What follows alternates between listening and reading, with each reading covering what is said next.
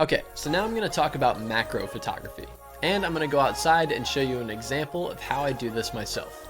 So, what is macro?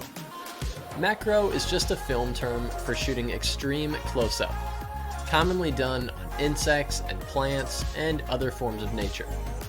And back in those film days, you needed a special lens and fancy equipment in order to do this. But now the iPhone has such a small, versatile lens that you can go from shooting far away landscape photography to portraits to macro photography without changing anything. But there are a few things that you can do while shooting macro on your iPhone to get a better shot. I'm going to go outside and show you an example and talk about why I'm doing what I'm doing. Okay, so I found these flowers just in the middle of downtown. You really don't have to go far for a macro shot. And what I'm going to do is click on the number 2 option to switch to a longer lens, which is going to give us a little bit more of a zoom in. And I'm going to find a good flower that has a bunch in the background, and I'm going to click on it to focus on it. And you can also click on the background if you want to focus on the background. But we're going to click on the flower, and then I'm just going to get into a good position and take a shot.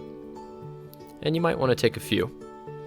And then what I've done is found a couple just pieces of flower or whatever this plant is, and I'm going to use it to put in the bottom of the frame a lot closer to the camera in the foreground. And that's just going to kind of close in the frame and really help drive the eye towards that middle flower. So then just take another shot.